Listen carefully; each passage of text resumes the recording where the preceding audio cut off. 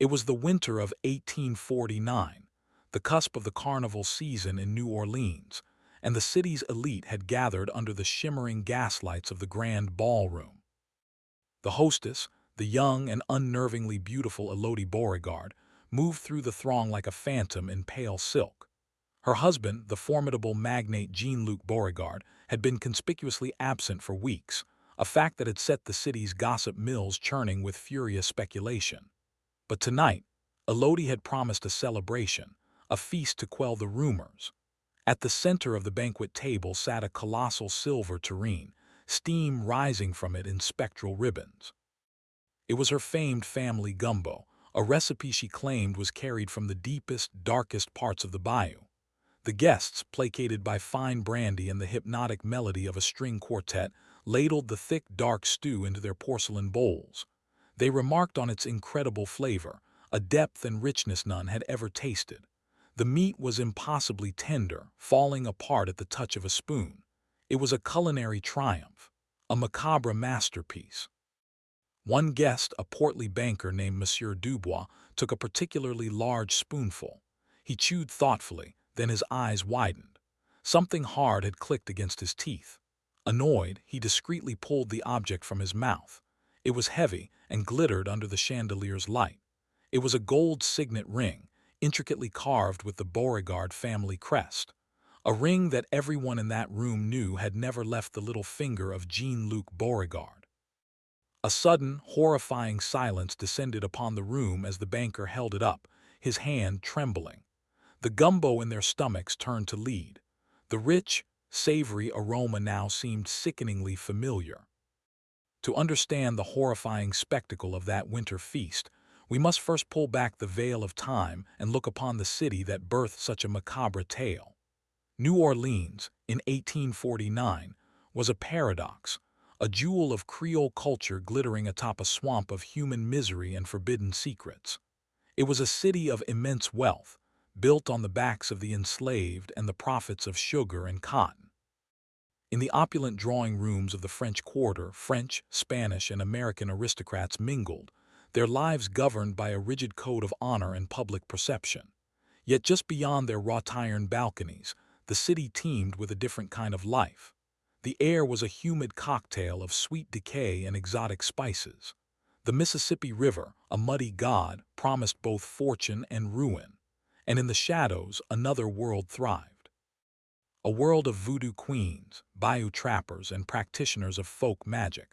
A culture of whispers and beliefs that the city's elite publicly scorned but secretly feared. It was a place where fortunes could be made overnight, and lives could vanish without a trace. The line between civilization and the wild was perilously thin, often no wider than a single cobblestone street. This was the world that forged Jean-Luc Beauregard. He was a man made of New Orleans' finest and cruelest parts. Born into one of the city's oldest Creole families, he possessed an almost mythic reputation. His wealth was vast, his influence absolute. Men feared his temper and coveted his power, while women were captivated by his dark, brooding charm and the aura of danger that clung to him like the city's humidity. Jean-Luc was a predator in a silk cravat, a man who saw the world, and everyone in it, as a collection of possessions to be acquired. And in the spring of 1848, he set his sights on his most exotic, and ultimately most disturbing, acquisition. Her name was Elodie Devereux, and she was not of his world. While Jean-Luc was a product of the city's gilded cage, Elodie was a creature of the swamp, born and raised in the misty, labyrinthine bayous beyond the reach of New Orleans society. The Devereux family were outsiders, a clan of trappers and herbalists who lived by their own ancient rules, their bloodlines rumored to be mingled with that of the Choctaw and mysterious refugees from the Haitian Revolution. They were spoken of in hushed tones, their knowledge of the swamp's secrets seen as both a blessing and a curse. Elodie was said to be the most potent of them all. She possessed a strange, ethereal beauty, pale skin that seemed to drink the moonlight, eyes the color of moss, and a silence that was more unnerving than any outburst. When she moved, it was with the fluid grace of a water moccasin, and when she looked at you, it felt as though she could see the secrets coiled around your soul. Jean-Luc first saw her at the French market, where she had come with her father to sell rare herbs and tinctures. While other men saw a simple, stick girl, Jean-Luc saw something untamed, something forbidden. He saw a challenge. Her wildness, her otherness became an obsession. To the shock of Creole society, which expected him to marry within their own incestuous circle, Jean-Luc pursued Elodie with a singular, predatory focus. He showered her family with gifts they couldn't possibly refuse: land deeds, livestock, gold coins that could change their lives forever. He visited their humble cabin in the bayou, trading his fine leather boots for mud-caked soles, all to possess the swamp's rarest flower. The Devereux family, intimidated by his power and blinded by his wealth, eventually relented. Elodie, for her part, remained a chilling enigma throughout the courtship. She showed no excitement, no fear, no emotion at all. She simply watched him with those dark, unreadable eyes, her consent a silent, unsettling acquiescence. The wedding of Jean-Luc Beauregard and Elodie Devereux was the most talked-about event of the season, a collision of two worlds that left New Orleans society both scandalized and captivated. The ceremony was held at the St. Louis Cathedral, a grand affair meant to legitimize the union and wash away the stain of Elodie's rustic origins. She stood at the altar, a vision in imported lace, looking less like a bride and more like a beautiful sacrifice. The city's elite whispered behind their fans, commenting on her strange passivity, her lack of a dowry, her unnerving composure. They called her La Femme du Bayou, the Bayou Woman, a title that was both an exotic curiosity and a mark of disdain. Jean-Luc, however, reveled in their judgment. He saw it as proof of his power. He had plucked this wild creature from the mud and placed her on a pedestal of gold and marble. She was his ultimate trophy, a testament to the fact that nothing and no one was beyond his reach. He brought her home to the Beauregard mansion on Royal Street, a three-story Creole townhouse that was more of a fortress than a home. It was a place of oppressive opulence, filled with dark mahogany furniture, heavy velvet curtains that blocked out the sun, and portraits of stern-faced ancestors who watched from the walls with judgmental eyes. For Elodie, it must have been a cage. The vibrant, chaotic life of the swamp was replaced by the suffocating silence of high society. The rich, damp earth was replaced by cold, polished floors. Her world of herbs and folklore was replaced by a rigid schedule of social calls and formal dinners. Her transformation from a free spirit of the bayou to the mistress of a grand mansion was complete. But as the heavy oak doors of the Beauregard home closed behind her, a new, far more disturbing transformation was just beginning. The city thought Jean-Luc had tamed her, but they were wrong. He had only caged something he would never understand. The early months of their marriage were a study in silence and tension. The Beauregard mansion, already a place of shadows and secrets, grew colder, more oppressive. Elodie drifted through its cavernous rooms like a ghost, her bare feet silent on the expensive rugs. She showed little interest in the finery that now surrounded her. The designer gowns, the diamond necklaces, the chests of gold, they meant nothing to her. She was a creature displaced, a night-blooming flower wilting under the constant, artificial light of Creole society. Jean-Luc's initial fascination soon curdled into frustration, then into a quiet cruelty. He had wanted to possess her wildness, not extinguish it, but her passive resistance infuriated him. He treated her less like a wife and more like a disobedient pet. He would mock her accent in front of his friends, dismiss her knowledge of herbal remedies as peasant superstition, and control her every movement. She was not permitted to visit her family in the bayou, nor was she allowed to wander the city alone. Her life was confined to the gilded prison of the mansion and the carefully curated social events he deemed appropriate. The servants watched the dynamic with a mixture of pity and terror. They saw the subtle ways he exerted his dominance, the casual dismissal, the condescending tone, the hand on her arm that gripped just a little too tight. And they saw Elodie's reaction, which was the most horrifying part of all. She never cried. She never fought back. She simply absorbed his cruelty with that same unnerving calm she had shown since the day they met. Her moss-green eyes would fix on him, not with fear or anger, but with a detached, analytical curiosity, as if she were studying a strange and dangerous insect. It was a cold, patient observation, and it was far more disturbing than any emotional outburst could ever be. It was the look of a predator waiting, biding its time. As the weeks turned into months, Elodie began to carve out her own territory within the mansion's suffocating walls. Her domain was the kitchen. It was the one place Jean-Luc, with his aristocratic disdain for domestic labor, never ventured. The mansion's kitchen was enormous, a cavern of cast iron, copper pots, and a massive hearth-style stove that burned day and night. The head cook, a formidable Creole woman named Delphine, initially viewed Elodie with suspicion. But Elodie wasn't interested in overseeing menus. She was interested in the raw ingredients. She began to request strange items from the market vendors who made deliveries to the kitchen door.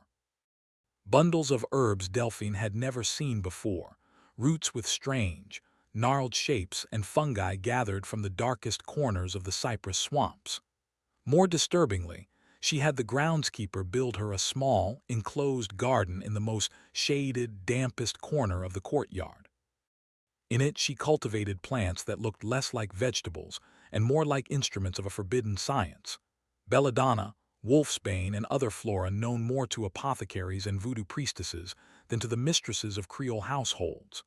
The kitchen staff whispered among themselves. The scents that began to emanate from the kitchen late at night were not always of baking bread or simmering stews. Sometimes, the air was filled with acrid medicinal smells or the sweet, cloying aroma of exotic incense. They would find strange powders on the countertops and pots bubbling with dark, viscous liquids. Elodie was practicing an art that was ancient and deeply connected to her Bayou roots, a form of folk chemistry that blurred the line between healing and harming, cooking and curse-making. Jean-Luc remained oblivious, content that his strange wife had found a harmless hobby. He had no idea that the heart of his home was being transformed into a laboratory, a place where a quiet, simmering poison was being perfected. The first sign that something was deeply wrong came not from Elodie's actions, but from the slow, insidious decay of the world around her. It began with Jean-Luc's prized songbirds. He kept a collection of canaries in ornate silver cages in the sunroom, their cheerful song one of the few sources of genuine life in the somber mansion. One morning, a housemaid went to change their water and found them dead on the floor of their cages, their tiny bodies stiff, their eyes wide with a final, silent terror. Jean-Luc was enraged, blaming the servants for carelessness, but no explanation could be found. A week later, his favorite hunting dog, a formidable beast he valued more than most people, was struck by a mysterious illness. It refused to eat, its fur fell out in patches, and it whimpered in a corner of the stable until it finally expired in a series of violent convulsions. Then, the rot seemed to seep into the house itself. A strange mold, dark and velvety, began to grow in the corners of the wine cellar, spoiling priceless vintages. The ancestral portraits in the grand hall seemed to darken, their subjects' expressions twisting into sneers overnight. The house, once a symbol of Beauregard power, began to feel sickly, cursed. Through it all, Elodie moved with an unnerving serenity. While Jean-Luc raged and the servants trembled, she seemed entirely unaffected, as if she were merely a spectator to the mansion's slow, agonizing death. She would tend to her strange garden, her hands covered in dark soil, a faint, almost imperceptible smile on her lips. The staff began to avoid her, crossing themselves when she passed. They whispered that she had brought the curse with her from the bayou, that the swamp was reclaiming its own by poisoning the world of the man who had stolen her away. They believed she was communing with dark spirits, a suspicion that was cemented one horrifying night when a young maid, passing by the kitchen, peered through the keyhole and saw something that would be seared into her memory forever. Through the brass keyhole, the young maid, Celeste, witnessed a scene from a waking nightmare. The massive kitchen was lit by a single candle, casting long, dancing shadows that turned familiar shapes into monstrous forms. Elodie stood before the cast-iron stove, not cooking, but performing what looked like a disturbing ritual. She was humming a low, discordant melody, a tune that seemed older than the city itself. On the heavy oak preparation table in front of her was not food, but an array of macabre objects. Animal bones laid out in a complex pattern, bundles of black feathers tied with human hair, and a bowl filled with a dark, shimmering liquid. Celeste's blood ran cold. This was not the work of a chef, but of a sorceress. The maid watched, paralyzed by fear, as Elodie took a small, crudely made doll, fashioned from twigs and Jean-Luc's discarded cravat, and dipped it into the dark liquid. As she pulled it out, she whispered a string of words in a language Celeste did not recognize, a guttural, ancient Creole patois that sounded like an incantation. The maid, a devout Catholic, stifled a scream and fled, her heart pounding against her ribs. She told the head cook, Delphine, what she had seen. Delphine, a woman whose pragmatism was usually as solid as her cast-iron pots, listened with a grave expression. She had her own suspicions, her own fears about the strange mistress of the house. The story of the late-night ritual spread through the servants' quarters like a fever. They were now certain. Elodie was not just a strange girl from the swamp. She was a practitioner of the dark arts. She was a witch. Jean-Luc, in his arrogance, remained blind to the darkness coiling within his own home. He dismissed the servants' fears as the ignorant superstitions of the lower classes. He saw Elodie's quiet eccentricities as a sign that he had finally broken her spirit. He believed she had retreated into a world of harmless fantasies. He was tragically, horrifyingly wrong. Jean-Luc Beauregard vanished on a Tuesday. The official story, the one presented to his business associates and social peers, was that he had departed suddenly for a trip to his sugar plantation upriver, a journey to oversee the harvest. It was a plausible explanation. He was known for his abrupt business dealings and his obsessive control over his empire. But the servants knew something was wrong. There had been no valet called to pack his trunks, no carriage prepared for a long journey. His favorite horse remained in the stable. His study was exactly as he left it, a half-finished glass of brandy sweating on the desk beside an unopened letter. He had simply ceased to be. In the days that followed his disappearance, a strange, unsettling peace descended upon the Beauregard mansion. The oppressive atmosphere of fear and tension which had been a constant under Jean-Luc's rule evaporated. It was replaced by something else, something harder to define, a quiet, watchful stillness. Elodie was the source of this new calm. She seemed not just untroubled by her husband's absence, but revitalized by it. A subtle light returned to her eyes. She began to hum her strange bayou melodies openly as she walked the halls. She ordered the heavy velvet curtains to be thrown open, allowing sunlight to flood the gloomy rooms for the first time in years. To the astonishment of the staff, she began to take an active role in running the household, but her methods were unconventional. She didn't issue commands. She made quiet, unnerving observations. She would tell a maid that the floorboards in the West Wing would soon rot, or that a chimney was about to collapse, and weeks later, her predictions would come true with eerie accuracy. She seemed to be in communion with the house itself, listening to its secrets, understanding its decay. The servants were more terrified of this new, serene Elodie than they had ever been of Jean-Luc's violent temper. His cruelty was understandable, human. Her calm was something else entirely. It felt ancient, patient, and utterly inhuman. Weeks bled into a month, and with no word from Jean-Luc, the whispers of New Orleans society grew into a roar of speculation. Had he been robbed and murdered on the road? Had he fled the city to escape mounting debts his pride would never let him admit to? Or had his mysterious bayou bride finally driven him away? The mystery of the vanishing magnate was the most delicious scandal the city had seen in years. Elodie, however, did nothing to quell the rumors. In fact, she began to stoke them. She emerged from her self-imposed seclusion and began to host small, exclusive gatherings at the mansion. At first, they were intimate soirees, attended by only the most curious and daring members of the city's elite. The guests arrived half expecting to find a grieving, distraught wife. Instead, they found a woman reborn. Elodie was a captivating hostess. She was no longer the silent, awkward girl from the swamp. She was poised, charming, and possessed a magnetic intensity that drew people to her. She would tell stories of her childhood in the bayou, weaving tales of folklore and swamp magic that were both enchanting and subtly menacing. She served exotic dishes prepared with her own hands, featuring ingredients no one could quite identify but whose flavors were intoxicating.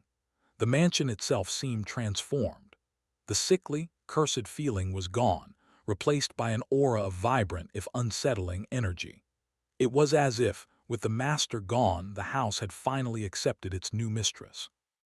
People left her parties feeling bewitched, caught in her strange spell, the mystery of her husband's disappearance momentarily forgotten, overshadowed by the enigma of Elodie herself. These macabre histories, often buried by time and scandal, hold the darkest truths about human nature.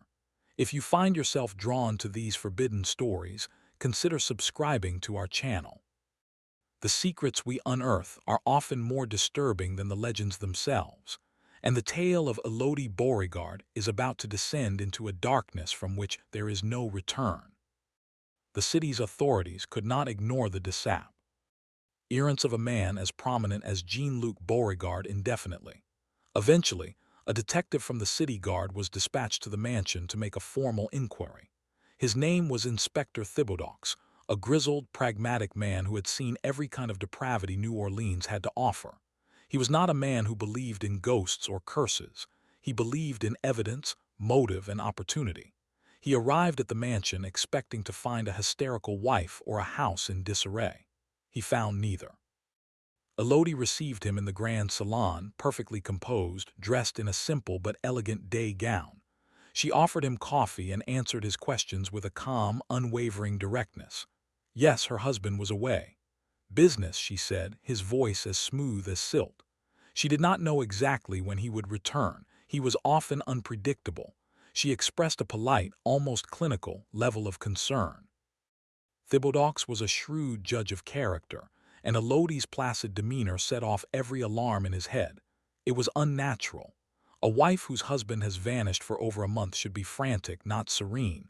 He asked to speak with the servants. Elodie agreed without hesitation, a flicker of amusement in her eyes. The interviews were a dead end. The staff, under the watchful gaze of their new mistress, were a wall of silence and feigned ignorance. They mumbled vague answers, their eyes darting nervously towards Elodie. They knew nothing. They saw nothing. The inspector could feel their terror. It was a palpable presence in the room, thick and suffocating, but he could not break through it. It was a loyalty born not of love, but of a deep, primal fear. He knew they were hiding something, but he had no way to prove it. The swamp witch, as his colleagues were already calling her, had them completely under her control. Thibodeaux, frustrated by the wall of silence, decided to search the house. He had no official warrant, but he used the pretense of looking for a note or a clue to Jean-Luc's travel plans. Elodie granted him permission with that same unsettling grace, allowing him to inspect any room he wished. Any room, that is, except one. Her personal bedchamber and the small, adjoining sewing room were, she insisted, private.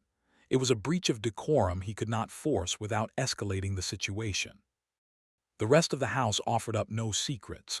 Jean-Luc's study was pristine, his clothes were all in his armoire, his financial papers in perfect order. There was no sign of a struggle, no sign of a hurried departure. It was as if the man had simply evaporated into thin air. The inspector's search did, however, lead him to the kitchen. The room was immaculate, the copper pots gleaming, the floors scrubbed clean. But the head cook, Delphine, was there, and for a fleeting moment, Thibodeaux saw a crack in her composure. He questioned her about the last meal she had prepared for Jean-Luc. She hesitated, her hands twisting in her apron. She described a simple dinner of roasted chicken and vegetables. But as she spoke, the inspector noticed a strange, dark stain on the thick wooden butcher's block in the center of the room. It looked like an old wine spill, perhaps, but it had soaked deep into the grain of the wood. When he asked about it, Delphine's eyes widened with panic. She claimed it was from butchering a pig for the larder weeks ago. It was a clumsy lie, and they both knew it. Thibodeaux pressed her, his voice low. "What are you so afraid of, Delphine?" The woman's face crumpled, and for a second he thought she would break. But then she caught a glimpse of something over his shoulder. Her expression froze, replaced by a mask of pure terror. Thibodeaux turned. Elodie was standing in the doorway, silent as a wraith, her eyes fixed on the cook. The moment was broken. Delphine would say no more. The inspector left the Beauregard mansion that day with a profound sense of unease. He had no evidence of a crime, not a single thread to pull on, yet his instincts screamed that he had just walked out of a predator's den. The case was a frustrating paradox. A man had vanished, but there was no body, no crime scene, no motive he could prove. Jean-Luc Beauregard had powerful friends, men who wanted answers, but without evidence, Thibaudaux's hands were tied. The official investigation stalled, becoming another one of the city's countless cold cases, a file left to gather dust in a damp records office. The city's gossip, however, did not stall. It intensified, fueled by the inspector's fruitless visit. The theories grew wilder, more macabre. Some claimed Elodie had used her swamp magic to turn her husband into a toad. Others whispered that she had sold his soul to a voodoo spirit in exchange for power over his fortune. The tale of the Bayou bride and her missing husband became a local legend, a chilling story told to frighten children and titillate adults. And at the center of this whirlwind of folklore stood Elodie, seemingly untouched by it all. She embraced her new role as the mysterious, powerful widow of Royal Street. Her parties became more frequent, more lavish, more decadent. She was testing the limits of her newfound freedom, pushing the boundaries of social acceptability. It was as if she were daring someone to challenge her, to accuse her.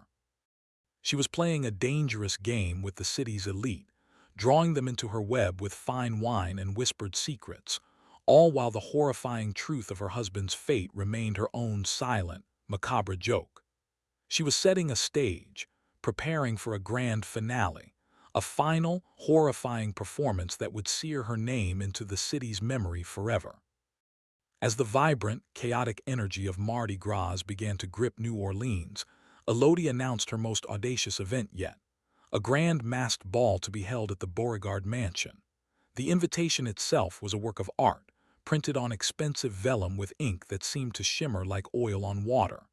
It promised a night of unparalleled extravagance, a feast to rival any in the city's history.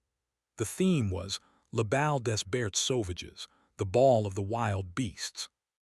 Guests were instructed to come disguised as animals, a theme that seemed both playful and deeply sinister, a nod to the wild, untamed nature of their hostess. Society was electrified. An invitation to Elodie's ball became the most sought-after prize of the carnival season. To be excluded was a social death sentence. No one could resist the allure of the mystery. They were moths drawn to a strange, dark flame, their morbid curiosity overriding their fear. They wanted to see the witch in her lair, to taste her forbidden food, to be a part of the legend that was growing around her. The days leading up to the ball were a frenzy of activity at the mansion. Crates of champagne, exotic flowers, and musicians arrived at all hours. But the most intense preparations were happening in the kitchen. Elodie had dismissed the entire kitchen staff for the week, claiming she alone would prepare the feast. It was, she said, a matter of family tradition. The centerpiece of the menu was to be her legendary gumbo, the recipe passed down through generations of Devereux women. The servants, relieved to be away from the house, were also deeply unnerved. They knew her family traditions were steeped in something far older and darker than simple culinary arts. From the street, passers-by could see the kitchen chimney billowing smoke at all hours of the night, and a strange, pungent, yet not entirely unpleasant, aroma drifted over the French Quarter, a smell that no one could quite place. The night of the ball arrived, and the Beauregard mansion was transformed. It was no longer a somber tomb, but a fever dream of wild, bacchanalian energy. The courtyard was lit with hundreds of torches, their flames casting flickering primal shadows. Inside, the grand ballroom was draped in dark silks and hung with heavy garlands of swamp moss and night-blooming flowers. An orchestra played a dizzying waltz, the music both beautiful and slightly off-key, creating a sense of surreal disorientation. The guests, hidden behind elaborate masks of wolves, peacocks, serpents, and foxes, filled the rooms. The anonymity of the masks created a charged, permissive atmosphere. Identities were shed, reputations forgotten. It was a gathering of the city's civilized elite, all pretending to be the beasts they truly were beneath the surface. And moving among them was their queen, Elodie. She wore no mask. Her costume was a simple, form-fitting gown of black silk, embroidered with what appeared to be constellations of stars. But on her head, she wore a crown of polished alligator teeth and dark, iridescent crow feathers. She was the Swamp Queen, the Bayou Witch, embodying the very rumors that surrounded her. She was a vision of terrifying beauty and absolute power. She glided through the masked crowd, her moss-green eyes alight with a triumphant fire.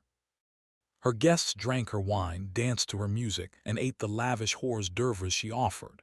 They were completely under her spell, enraptured by the dark fantasy she had created. They had come seeking a thrill, a brush with the forbidden.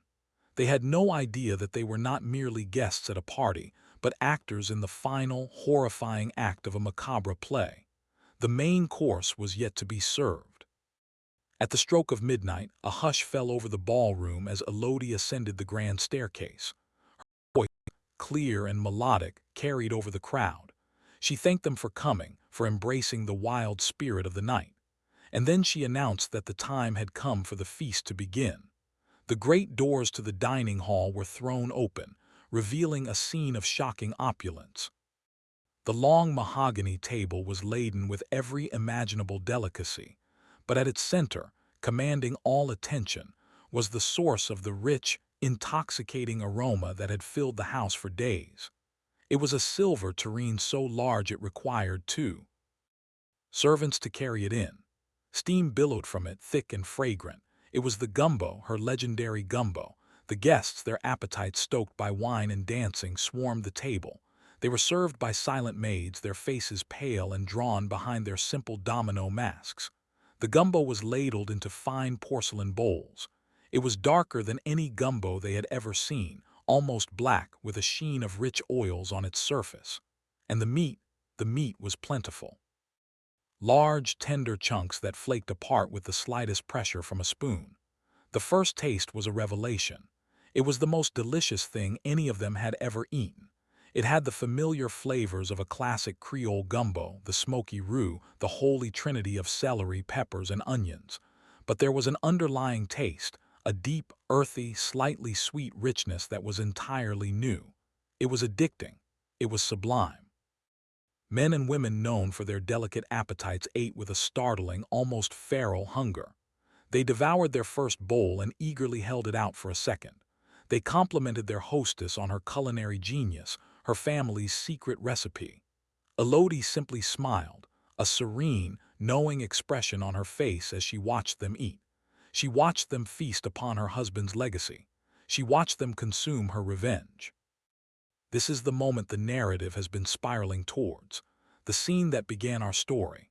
Let us return to Monsieur Dubois, the banker, a man whose greed was matched only by his appetite. He was on his third helping of the magnificent gumbo, sweat beading on his brow under his comical boar mask. He savored a particularly large, tender piece of meat, and then his spoon struck something hard at the bottom of the bowl. He fished it out, thinking it a piece of bone that had escaped the chef's notice. He wiped it clean on his napkin, and the gaslight caught the glint of gold. The blood drained from his face. It was the Beauregard's signet ring. There was no mistaking it. The intricate bee surrounded by laurels was famous throughout the city. A collective gasp rippled through the room as he held it up, his hand shaking violently. The truth, too horrifying to contemplate, descended upon them like a physical blow. The impossible, unspeakable thought entered every mind at once. What was this meat? This tender, rich, slightly sweet meat they had just so voraciously consumed. A woman screamed, a high, piercing shriek that shattered the spell of the evening. Another gasped, doubling over the slime flavor in their mouths turned to ash, to rot, to abomination. The rich aroma now smelled of the charnel house.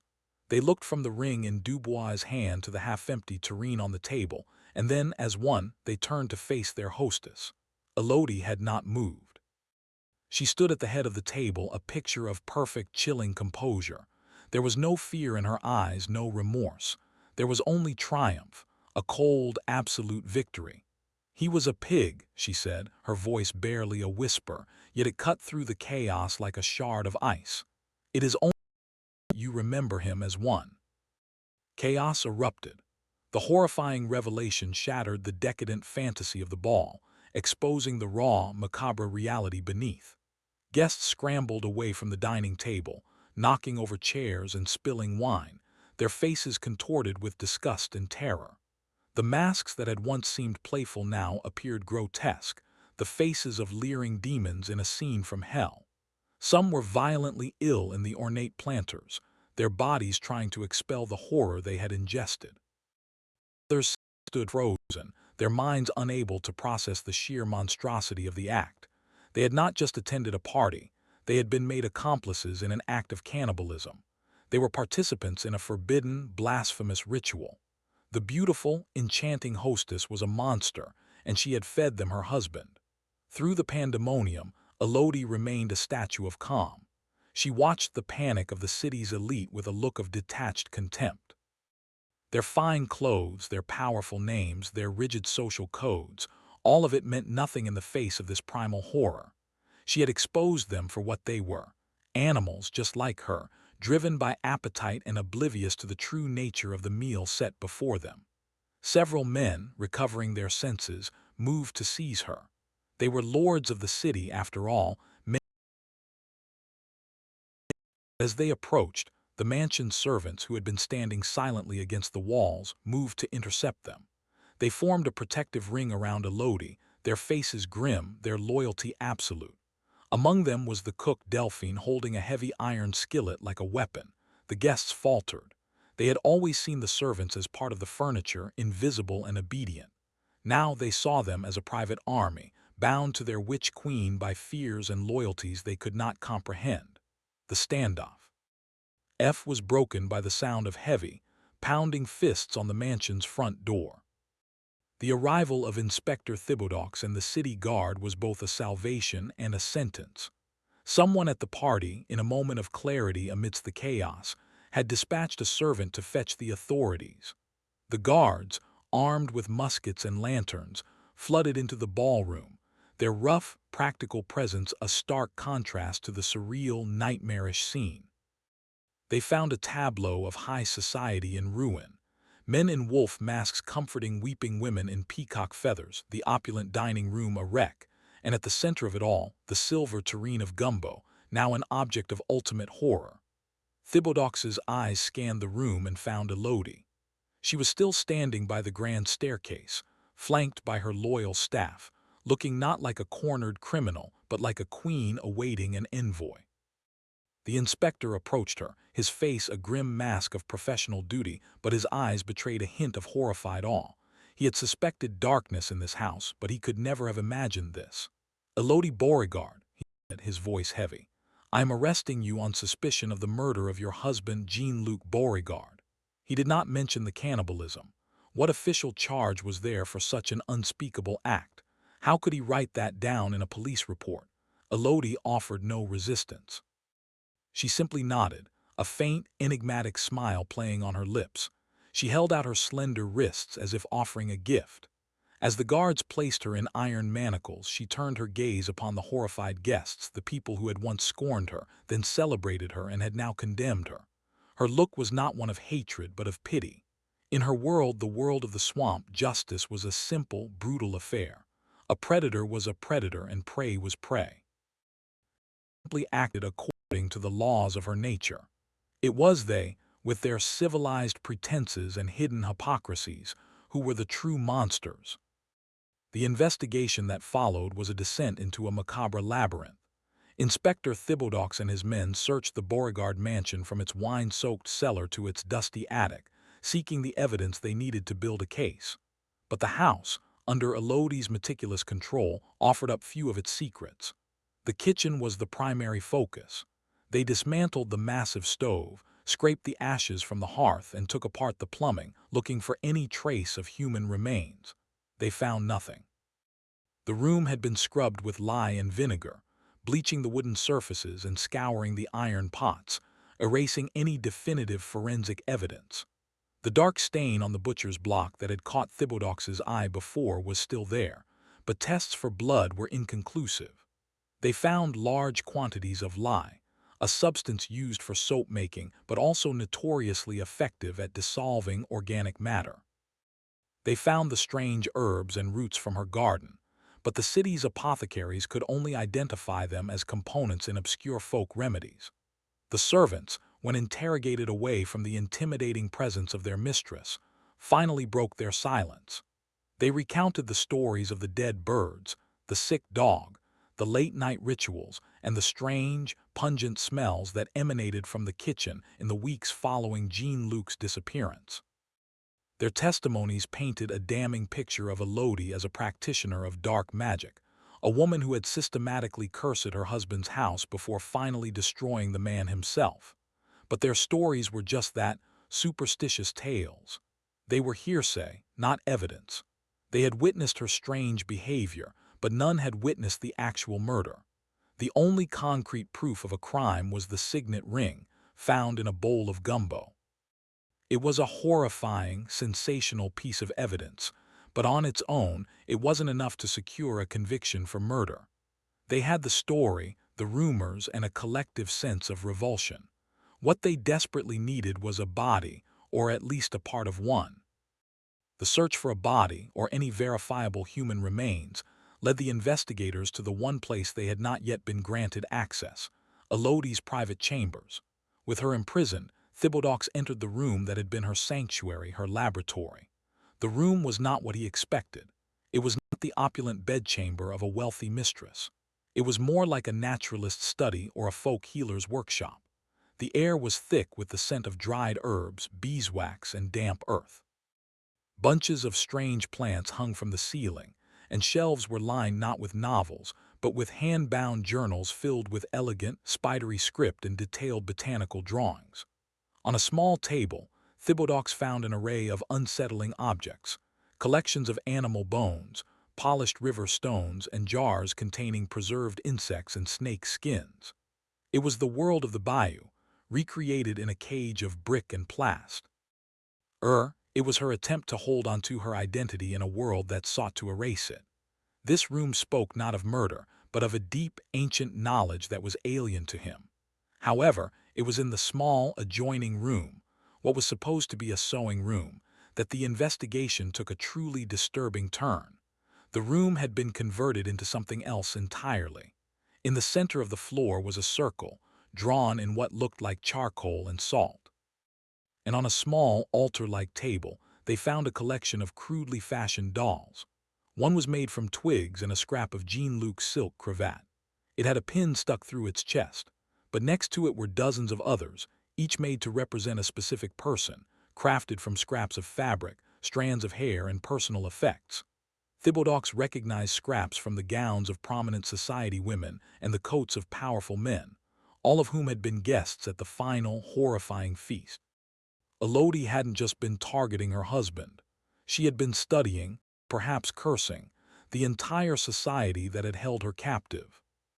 The trial of Elodie Beauregard was a sensation, the most scandalous legal proceeding in the city's history. The courtroom was packed every day with a morbidly curious public, eager to catch a glimpse of the so-called Gumbo bride.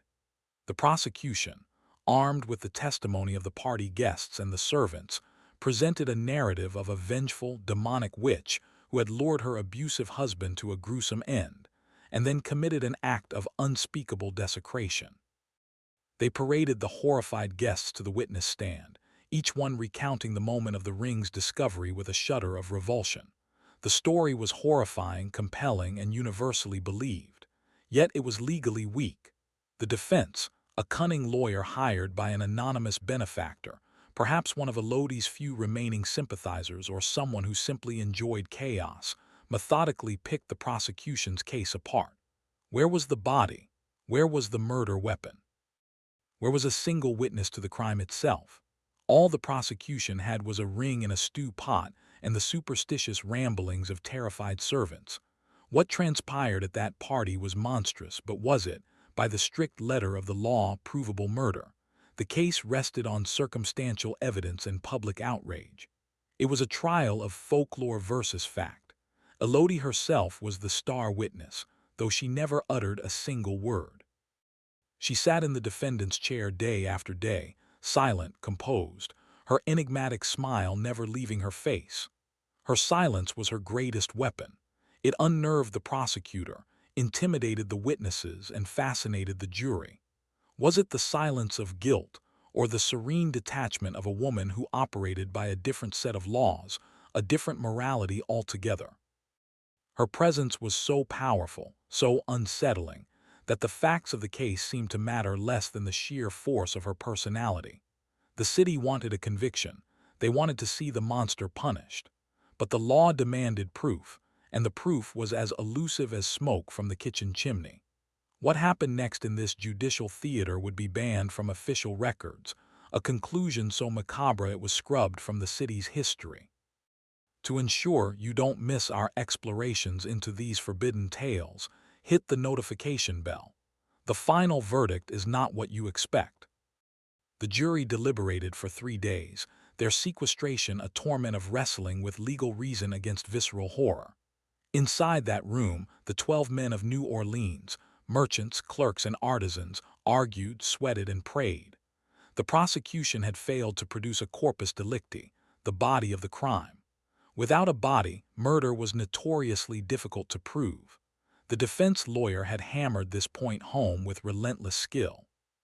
He argued that Jean-Luc could have run away, that he could have planted the ring himself to frame his young wife before starting a new life. He painted Elodie not as a monster, but as a victim, a strange, misunderstood woman from the swamps, being scapegoated by a hysterical and hypocritical high society. He suggested that the entire story of the Gumbo was a mass delusion, a fiction created by the city's elite to destroy an outsider who had dared to enter their world. He planted just enough doubt. On the 4th day, the jury returned.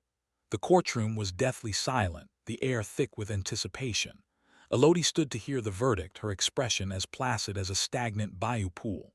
The foreman, a pale, trembling man, cleared his throat and spoke the words that would stun the city to its core. On the charge of murdering Jean-Luc Beauregard, the jury found the defendant, Elodie Beauregard, not guilty. A gasp, then an uproar, filled the courtroom. It was an impossible, unthinkable verdict. The judge hammered his gavel, calling for order, but the dam of public outrage had broken. They had convicted her in Thay. Our hearts, but the law, in its frustrating blindness, had set her free. The guests who had eaten at her table felt a fresh wave of nausea. The monster was now legally untouchable. She could walk out of the courtroom, a free woman, with her horrifying secret intact. But the story did not end with the verdict. While Elodie was acquitted of murder, the city of New Orleans was not about to let her simply walk back into society. The legal system may have failed them, but the court of public opinion delivered its own swift and brutal sentence. She was a pariah, a living embodiment of the city's darkest, most forbidden fears. As she exited the courthouse, she was met not with cheers or congratulations, but with a mob. They screamed curses at her, calling her witch, ghoul, demon. They threw stones and rotten vegetables, their hatred a raw physical force. Inspector Thibodeaux and his guards had to form a protective cordon to get her into a waiting carriage, which sped away under a volley of insults and threats. She was legally innocent, but she was socially and culturally condemned. No one in New Orleans would ever do business with her, speak to her, or acknowledge her existence. She was excommunicated from the human race. The Beauregard mansion on Royal Street, once a symbol of power, became a monument to her crime. It was banned from the social map. People would cross the street to avoid walking past its iron gates. Children would dare each other to touch its walls, then run away screaming. The house was believed to be cursed, haunted by the tormented spirit of Jean-Luc and the malevolent presence of his killer. Elodie was now the sole mistress of a vast fortune and a grand, empty mansion, but she was a prisoner within it. The city had built a wall of revulsion and fear around her, a cage far more effective than any iron bars.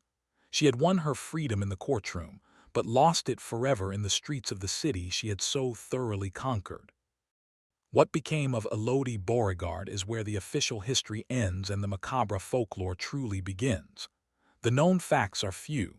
She lived in the decaying mansion for several more years, a complete recluse. The loyal servants remained with her, her only connection to the outside world. Deliveries of food and supplies were left at the gates, the deliveryman refusing to approach the house itself.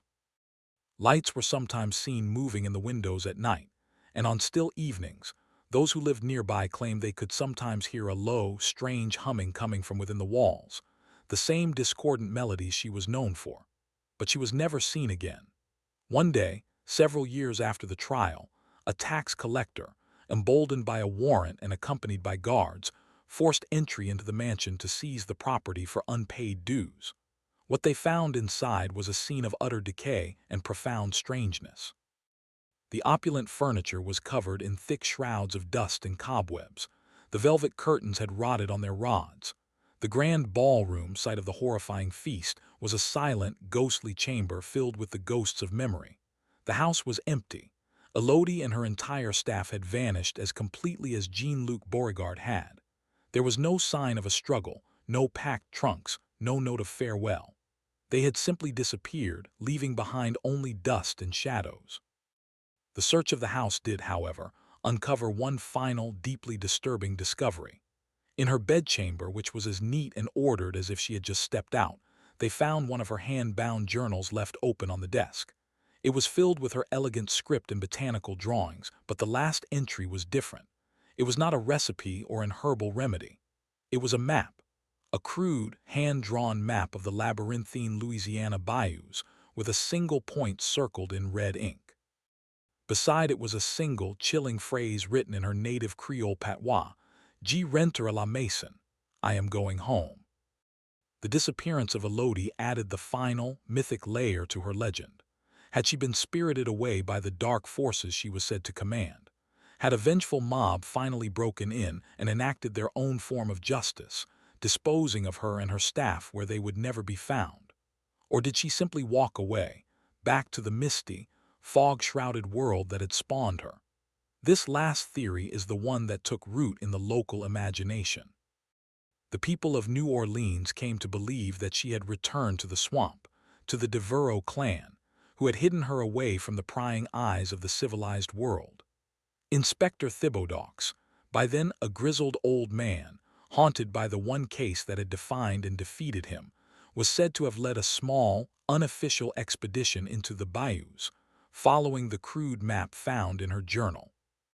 The story goes that they navigated the treacherous, alligator-infested waters for days, following the strange markings on the map. They found a region of the swamp that was darker and more menacing than any they had ever known, a place where the cypress trees grew so thick that the sun never reached the water, and a strange, unnatural silence pervaded. They found the area circled on the map. There was no cabin, no sign of life. But what they did find was a series of crude, totem-like objects hanging from the trees, bundles of feathers, animal skulls, and human-like figures woven from swamp grass. It was a clear, unambiguous warning. This was a forbidden place, the territory of a power that did not welcome visitors. Thibaudaux and his men, unnerved and feeling as if they were being watched by unseen eyes, retreated, leaving the secrets of the swamp to fester in the darkness. Elodie Devereaux was reclaimed by the bayou, her story absorbed into the murky waters from which she came. The Beauregard mansion, left abandoned, became the final character in this horrifying saga. For decades, it stood as a rotting monument to the city's most infamous crime. Its windows were dark and empty, like the vacant eyes of a skull. Its paint peeled, its ironwork rusted, and its beautiful courtyard became a tangled, overgrown wilderness where only Elodie's strange, poisonous plants seemed to thrive. The house was banned, cursed. No one would buy it. The city tried to seize it, but legal complications over Jean-Luc's complex estate left it in a state of perpetual limbo. It became a source of ghost stories, a dare for reckless youths.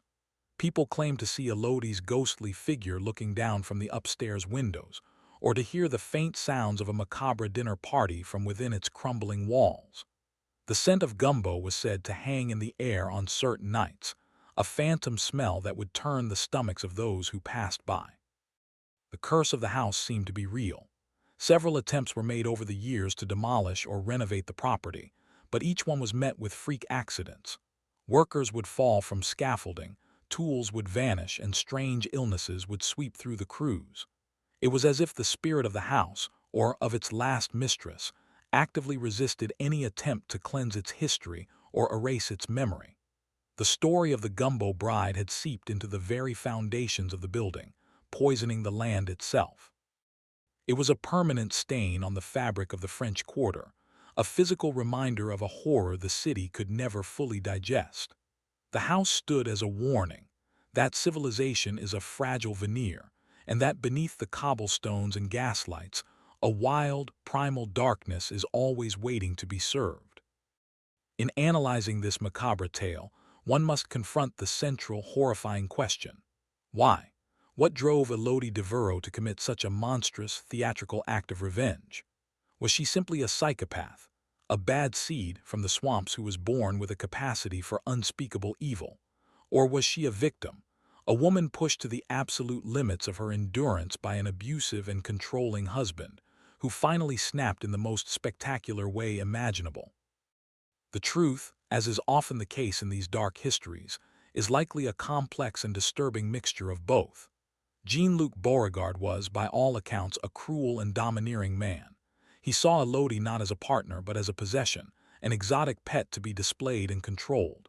He isolated her from her family, mocked her culture, and trapped her in a gilded cage.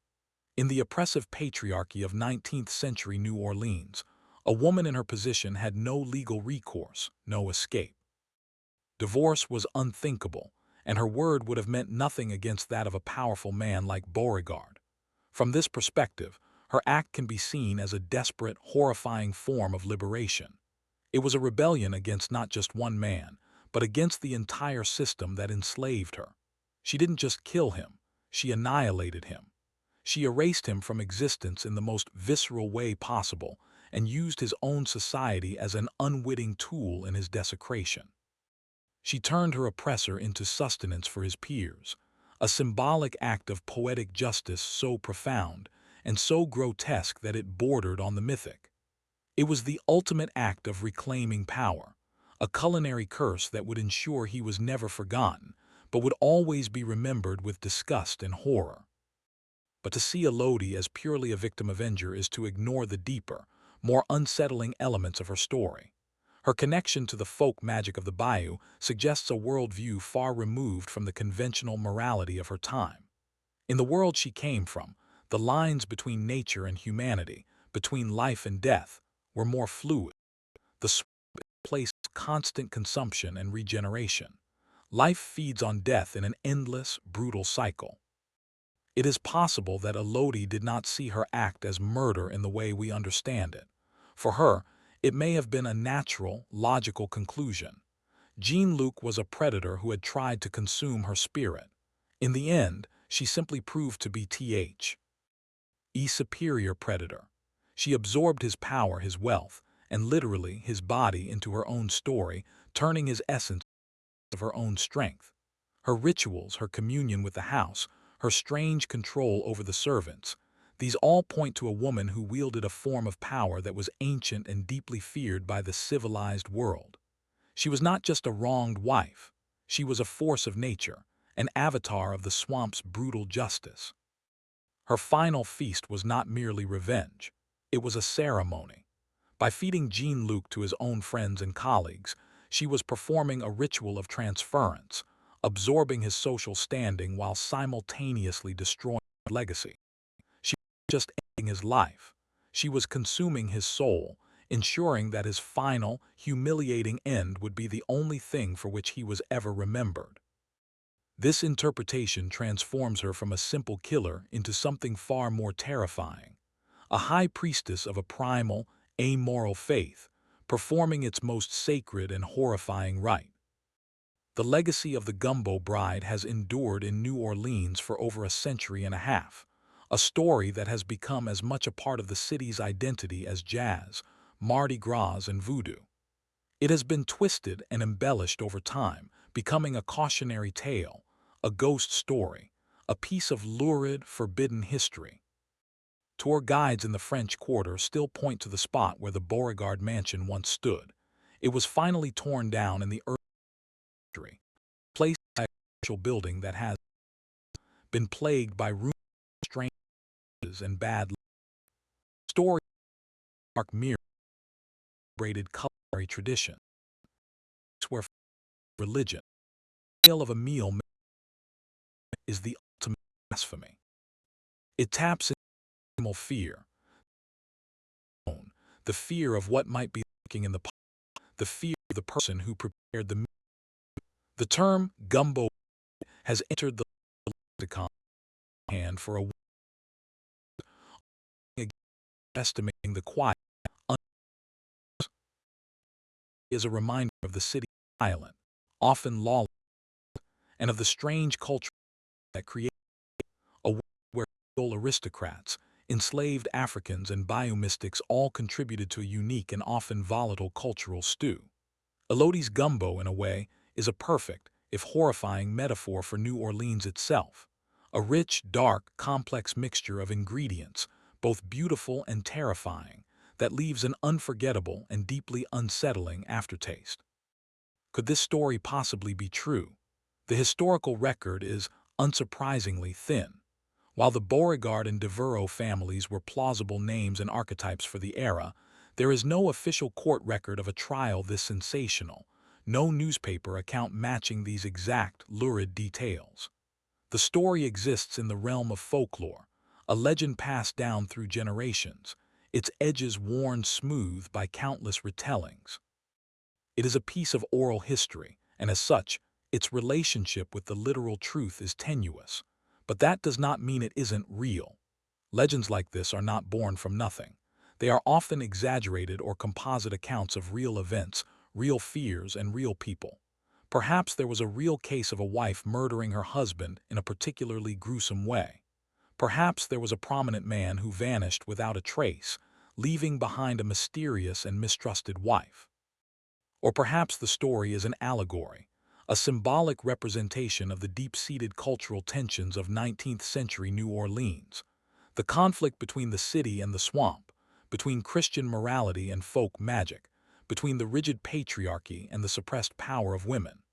The Gumbo bride may not have been a single, historical person, but an archetype, a composite ghost created from the fears and sins of an entire society.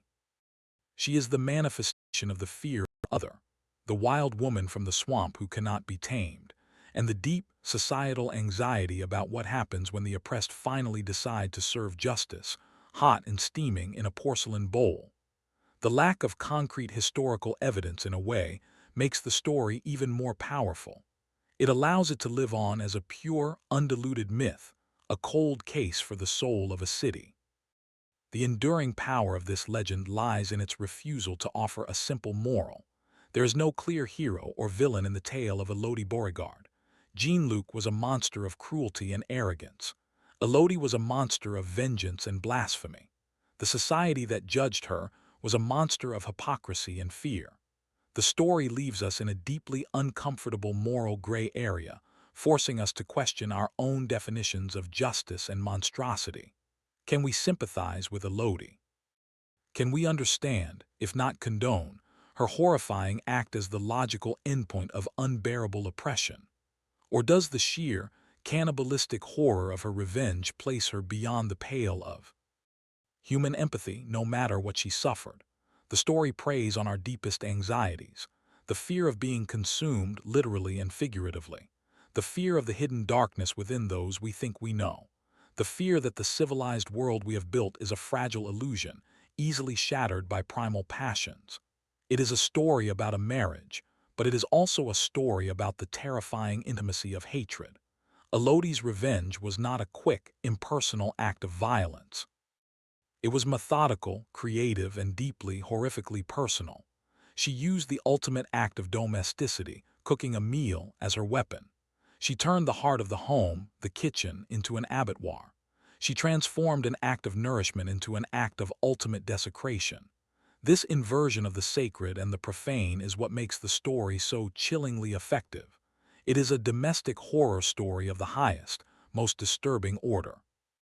What lingers long after the horrifying details of the feast have settled is the image of Elodie herself, the silent, watchful girl from the swamp, the serene, powerful mistress of the cursed mansion, the acquitted killer who vanished back into the mists of folklore.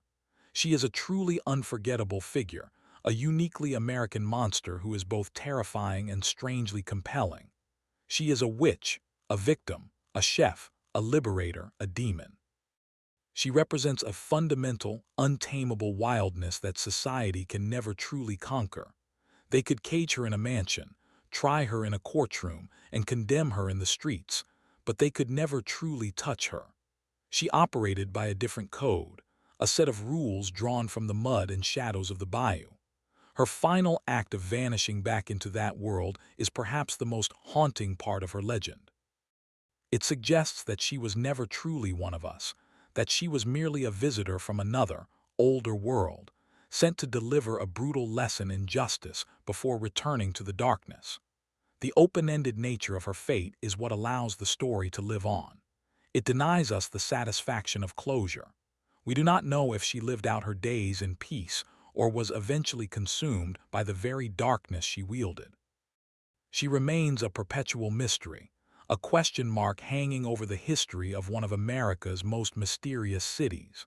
And so, her ghost continues to haunt the French Quarter, not just in the ghost tour and spooky stories, but in the collective subconscious of the city itself.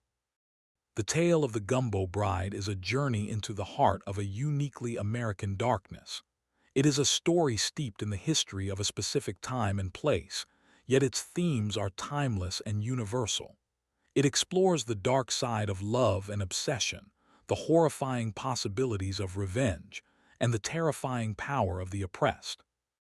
It reminds us that behind the veneer of civilization, humanity is capable of acts of unimaginable savagery, and that sometimes the most horrifying monsters are the ones we create ourselves, through our own cruelty and ignorance.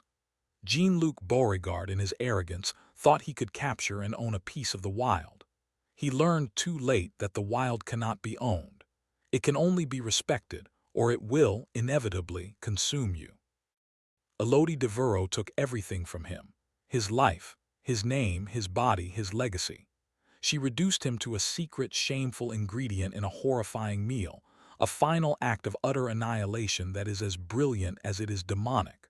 Her story serves as a chilling, permanent warning, a reminder to look carefully at the silent, watchful ones, the outsiders, the people who have been pushed to the margins. For you never truly know what they are simmering on the stove, what ancient recipes they hold, and what secret ingredients they might be adding to the pot when you are not looking. The most memorable meals, after all, are the ones you can never forget, no matter how desperately you might want to. And so the legend remains, whispered in the humid New Orleans night. A story of a bride, a groom, and a horrifying feast. A cold case that can never be solved. A crime that has transcended fact to become a permanent, horrifying myth. Whether Elodie Devereux was a real woman or a ghost conjured from the city's guilty conscience, her message is clear. There are forms of justice that are older than law, and there are appetites more terrifying than hunger. The next time you sit down to a meal, surrounded by friends and family in the comfort of a civilized home, perhaps you will think of her. Perhaps you will wonder about the hands that prepared your food, the secrets they hold, and the stories they could tell. And perhaps, for a fleeting, chilling moment, you will find yourself questioning the strange, savory taste of the meat on your fork and the unsettling richness of the gravy. Because in a world of shadows and secrets, one can never be entirely sure of what has been served. And in the dark, historical corners of a city like New Orleans, some family recipes are best left forbidden, and some secrets are best left buried, or in this case consumed.